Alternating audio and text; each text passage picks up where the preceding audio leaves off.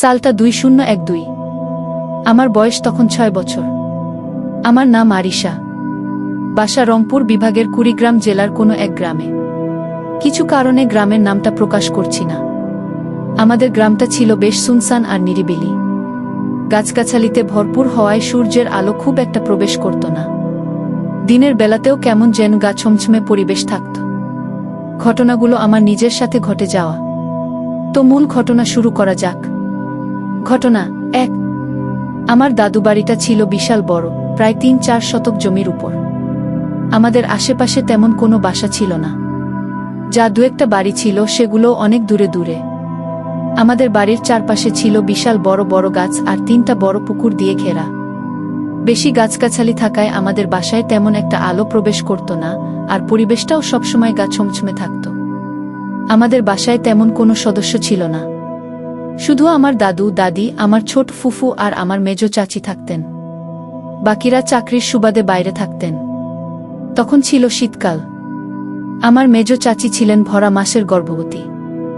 এমনি এক মধ্যরাতে আমার চাচির প্রসব বেদনা উঠে। তিনি একটা মেয়ে সন্তান জন্ম দেন।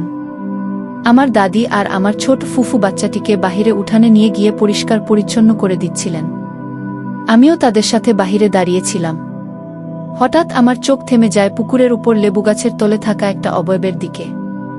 অবয়বটি ছিল একদম কালো কুচকুচে। মানুষের মতো হাত পায়ের গঠন, কিন্তু চেহারা দেখা যায় না। যেহেতু সেদিন চাঁদনি রাত ছিল, তাই আমি স্পষ্ট দেখতে পাচ্ছিলাম অবয়বটিকে। সে এক দৃষ্টিতে আমাদের দিকে তাকিয়েছিল। আমি তখন ছোট ছিলাম, তেমন বুঝতাম না যে ওটা কি ছিল, তাই আমিও এক দৃষ্টিতে সেটার দিকে তাকিয়েছিলাম।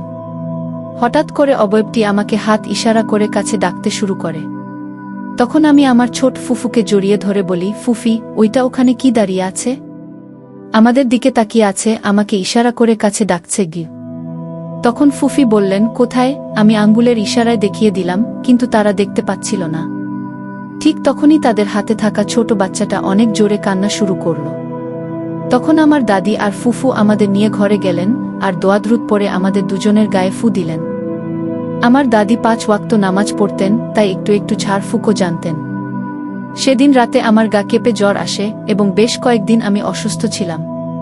পরে এক হুজুর এসে আমাকে ঝাড়ফুঁক করেন, তারপর আমি আস্তে আস্তে সুস্থ হয়ে উঠি। ঘটনা এখানেই শেষ নয়। ঘটনা 2। ওই ঘটনার পর আমার নানু আমাকে নিয়ে আসেন। বলে রাখা ভালো, আমার বাবা মা চাকরির সুবাদে বাইরে থাকতেন, তাই আমি দাদুবাড়ি এবং নানুবাড়ি এই দুটি জায়গায় থাকতাম। আমার নানুবাড়ি ছিল শহরের ভিতর। তো এভাবে কিছুদিন ভালোই কেটে যায়। একদিন নানু কাজের সুবাদে অনেক দূরে যান। বাসায় আসতে অনেক রাত হবে।